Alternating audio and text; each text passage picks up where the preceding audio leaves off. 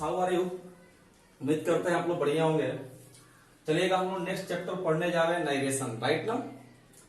तो नाइरेशन हम लोग पढ़ेंगे। देखते हैं पहले नाइरेशन का डिफिनेशन क्या होता है। देखिए नाइरेशन का मतलब होता है कथन। इसका एक मतलब होता है कि इसका एक और मतलब होता है चुगली करना। इसमें से होता है कि आप किसी अन्य से कोई बात पहुंचा रहे हैं। जैसे मान लीजिए राजू ने सीता से कहा कि वह घर जा रही है। तो राजू ने सीता से कहा, यानी आपको डायरेक्ट नहीं बल्कि उसको आप किसी के माध्यम से उसे चुगली करवा रहे हैं। तो आइए चलते हैं पहले नाइरेशन के बारे में जाने। नाइरेशन का मतलब होता है कथन। देखिएगा narration is the chapter of English grammar which teaches us how to speak, read and write direct and indirect way. It is called narration, right ना। आपको देखिएगा नाइरेशन दो प्रकार के होते हैं। पहला होता है डायरेक्ट स्पीच,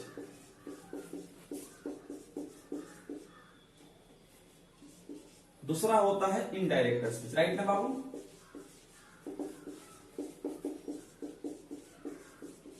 देखिएगा पहला का हिंदी मतलब इसका हिंदी होता है प्रत्यक्ष कथन, दूसरा का हिंदी होता है अप्रत्यक्ष कथन। अब आते हैं डायरेक्ट स्पीच क्या होता है। तो देखिएगा direct speech is the way of direct speaking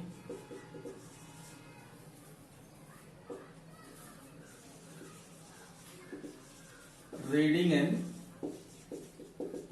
writing. It is called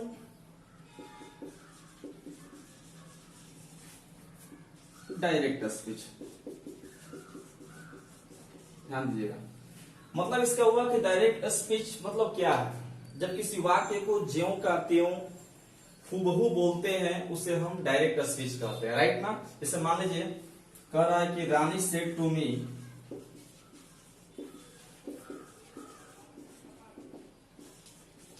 I am going. Rani ने मुझसे कही कि मैं जा रही हूं, राइट ना।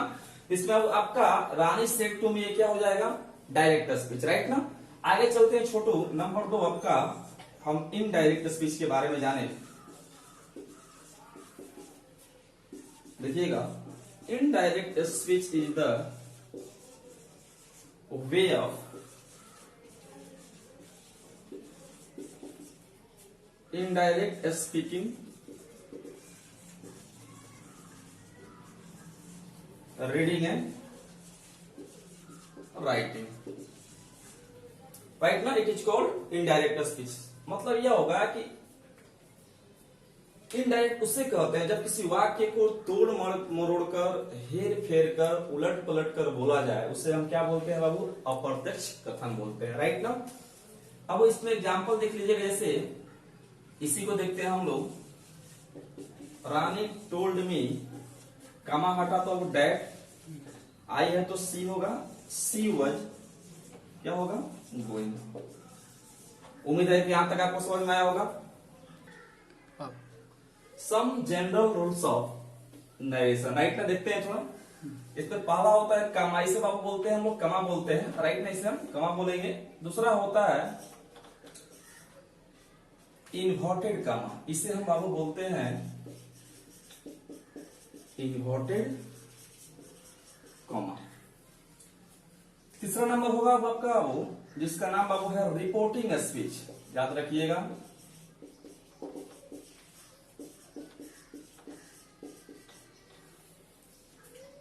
चौथा होता है रिपोर्टिंग वर्ब, चौथा होगा मेरे बाबू रिपोर्टिंग वर्ब। पांचवा होता है रिपोर्टेड स्पीच।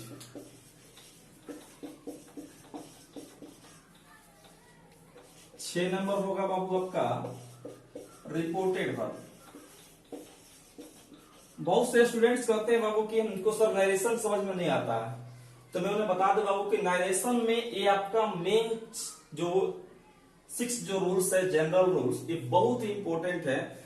यदि आपको इसके बारे में नहीं मालूम होगा तो आपको 100% मैं कह रहा हूं नारेशन कभी समझ में नहीं आएगा।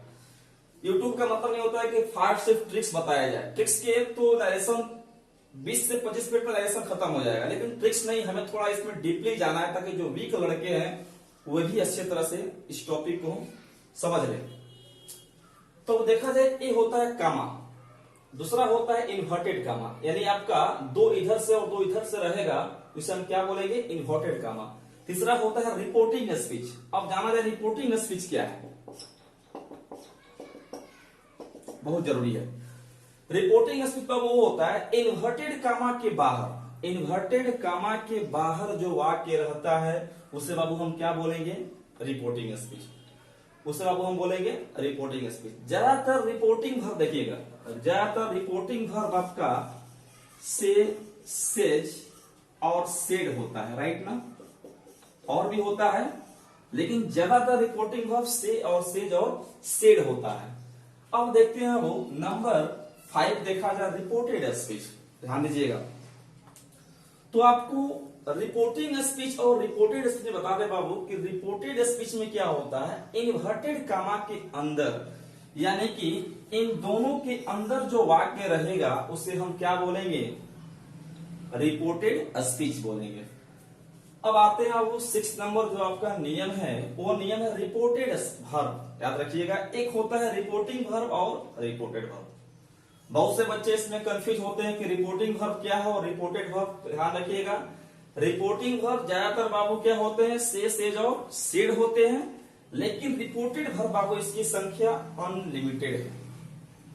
इसमें आपको पहचानने का एक ही तरीका है कि आप कह सकते हैं कि सर सब्जेक्ट के जो बात, यानी रिपोर्टेड स्पीच इन्वर्टेड कामा के जो अंदर सब्जेक्ट होता है उसके बाद जो वर्ब आता है, कोई भी वर्ब हो, इजारे में हो, अजबर हो, हैजा हो, है ना, मेन वर्ब हो, वो सब बाबू आपका क्या कहलाएंगे, reported verb.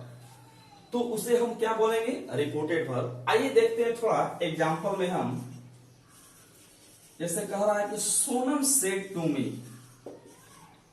Sonam said to me I shall read. Sonam ने मुझसे कही कि मैं पढ़ूंगी, तो जाहिर सी बात आपको देखिएगा, इसमें इन्वर्टेड कामा, यानी इन दोनों के बाहर, ये दोनों साइड देखिएगा क्या लगा है छोटू, कामा लगा है ना, तो इस कामा के बाहर बोलिए कौन है, तो इस कामा के बाहर बाबू है सोनम सेड टू मी, यानी सोनम सेड टू मी बाबू आपका क्या हो जाएगा छोटू, रिपोर्टिंग स्पीच, राइट ना बाबू। अब देखिएगा, मैंने कहा था रिपोर्टिंग वर्ब, यानी सेड आपका क्या कहलाएगा, रिपोर्टिंग वर्ब।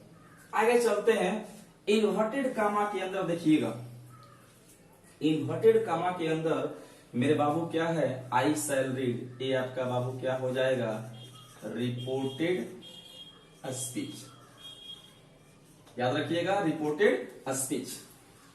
अब देखिएगा, इसमें रिपोर्टेड वर्ब कौन है, तो इसमें रिपोर्टेड वर्ब सब्जेक्ट इसमें कौन है, आई, और आई के बाद बाबू कौन है, सेल, तो इसमें सेल आपका क्या काम करेगा, रिपोर्टेड वर्ब। याद रखिए, नरेशन में यदि आपको ये नहीं मालूम है तो आपको मैं 100% कह रहा हूं कि नरेशन आपको समझ में नहीं आएगा। इस पर एकदम एकाग्र होकर देखना है इसको, ये बहुत इंपॉर्टेंट है। आगे देखते हैं दूसरा एग्जांपल बाबू, जैसे कह रहा है कि करण said to father, Karan said to father,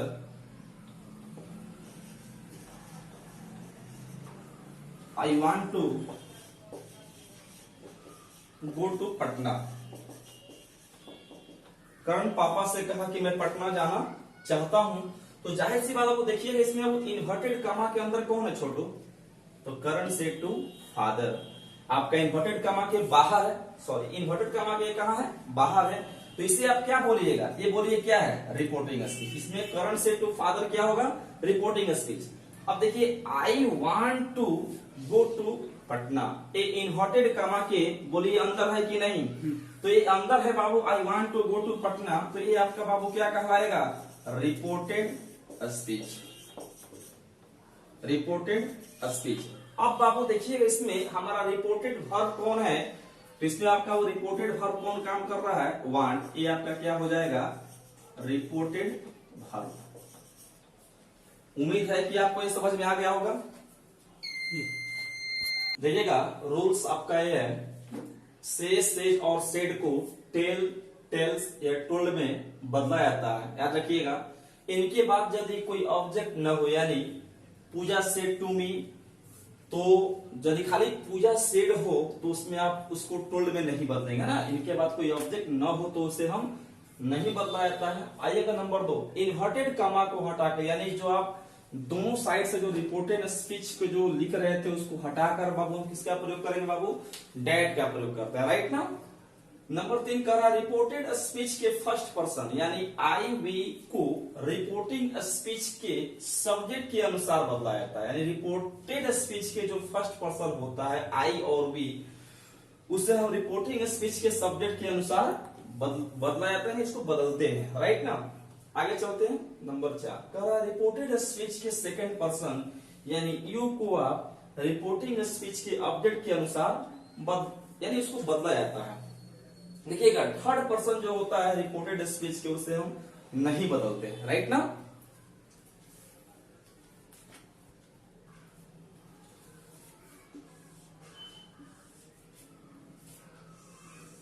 याद रखिएगा, वो कह रहा है कि जब रिपोर्टिंग वर्ब प्रेजेंट या फ्यूचर में हो, यानी कि जब रिपोर्टिंग वर्ब से, सेज हो या आई सेल से हो, है ना, या इससे टू गीता हो या इससे टू गीता हो, ऐसे हो तो उसमें हम रिपोर्टेड वर्ब में कोई परिवर्तन नहीं करेंगे, राइट ना। अब देखिएगा, मैं आपको ट्रिक्स बताता हूं। सोन, SON, यानी यहां पर लिखेंगे 1, यहां पर लिखेंगे 2, यहां पर लिखेंगे 3। याद रखिएगा, ये आपका S का मतलब होगा सब्जेक्ट, O का मतलब होगा ऑब्जेक्ट, N का मतलब होता है नो चेंज, राइट ना। इसे बोलते हैं हम नो चेंज। तो बाबू देखिएगा, यहाँ पर 1 का मतलब आपका क्या हुआ, फर्स्ट पर्सन, राइट ना। 1 का मतलब आपका हुआ फर्स्ट पर्सन। फर्स्ट पर्सन में कौन कौन होते हैं, आई और वी। 2 का मतलब हुआ सेकेंड पर्सन। सेकेंड पर्सन में कौन होता है, यू। थर्ड पर्सन का मतलब होता है ही, सी, नेम, इट या दे, राइट ना। ये आपका वो क्या हुआ, थर्ड पर्सन। तो अब देखिएगा, यहां पर आई भी बाबू किसके अनुसार बदलेगा बाबू, सब्जेक्ट के अनुसार। किसके सब्जेक्ट के अनुसार, रिपोर्टिंग स्पीच के सब्जेक्ट के अनुसार। यहां पर यू दी है बाबू, तो यू किसके अनुसार बदलेगा बाबू, ऑब्जेक्ट के अनुसार। किसके ऑब्जेक्ट के अनुसार बाबू, रिपोर्टिंग स्पीच के ऑब्जेक्ट के अनुसार। अब देखिएगा, 3 जो दिया है इसका मतलब हुआ थर्ड पर्सन, यानी एन का मतलब होता है नो चेंज, ठीक है। देखिएगा, वो यहां पर दिया है सीता सेज, राइट ना, सेज पुअर। तो इसको बताइए, इसमें सीता सेज, सेज पुअर दिया है, तो बोलिए सेज के बाद इसमें ऑब्जेक्ट है, नहीं है बाबू। तो इसको जब हम चेंज करेंगे तो बोलिए सेज यहां पर टेल्स में बदलेगा, नहीं बदलेगा। क्यों नहीं बदलेगा, क्योंकि इसके बाद कोई ऑब्जेक्ट है ही नहीं है। और आपको ऑब्जेक्ट नहीं समझ में आता होगा तो बोलिएगा सेज या सेज के बाद कोई वर्ड होगा, वही क्या होगा, ऑब्जेक्ट होगा। तो बोलिए यहाँ पर से या सेज के बाद कोई ऑब्जेक्ट है, नहीं है। तो अब इसमें हम टेल या टेल्स में बदलेंगे, इसको टेल्स में बदलेंगे, नहीं बदलेंगे। यानी लिखेंगे बाबू यहाँ पर हम सीता सेज, राइट ना। और ये आपका वो कामा हटेगा तो आप क्या लिखिएगा, डैग। बोलिए सी बदलेगा, सी नहीं बदलेगा। क्यों नहीं बदलेगा सी, बोलिए क्योंकि सी यहाँ पर हमारा थर्ड पर्सन है, इसलिए सी बाबू क्या होगा, नहीं बदलेगा। यानी लिखेंगे सी इज, क्या वो लिखेंगे, पुअर, राइट ना बाबू। आगे देखते हैं बाबू, इसी को देखिएगा, इसी में दूसरा वाक्य देखते हैं, Sita says to me, Sita मुझसे कहती है। क्या कहती है भाई, कि सी इज पुअर, या चलिए आई एम पुअर। सीता मुझसे कहती है कि मैं भाई क्या हूं, गरीब हूं। तो बोले यहाँ पर सेज के बाद ऑब्जेक्ट है, ऑब्जेक्ट है तो जाहिर सी बात है सेज बदलेगा ना, बदलेगा। यानी आप लिखेंगे बाबू सीता टेल्स मी, राइट ना। एक कामा हटेगा तो बाबू क्या लिखेंगे, डैड। अब देखिए यहाँ पर आई जो दिया है बाबू किसके अनुसार बदलेगा, यानी मैंने कहा था कि रिपोर्टेड स्पीच के फर्स्ट पर्सन यानी आई वी किसके अनुसार बदलेगा बाबू, सब्जेक्ट के अनुसार। तो बोले रिपोर्टिंग स्पीच में सब्जेक्ट कौन है छोटू हमारा, सीता। तो सीता है तो आप इधर क्या लिखिएगा, सी लिखिएगा ना। अब देखिए सी के संग तो एम लगेगा नहीं, क्या लगेगा, इज। तो हम भी यहाँ पर क्या लिखेंगे, इज, और उसके बाद उम्मीद समझ में आ रहा होगा।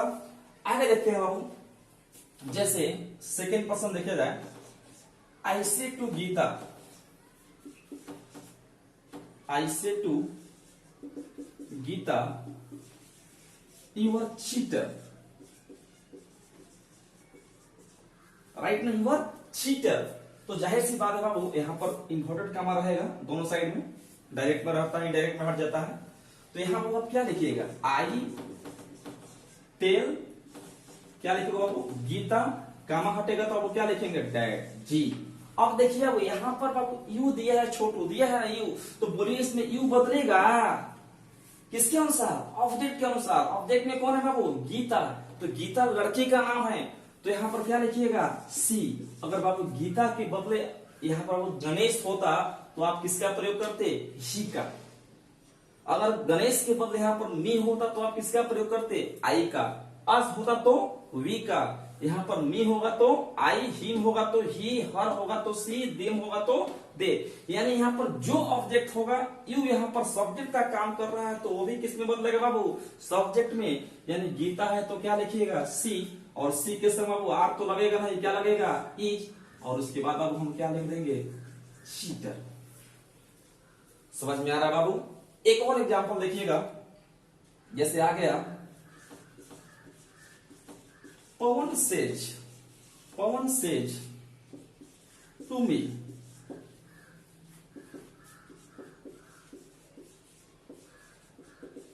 दे विल डाई।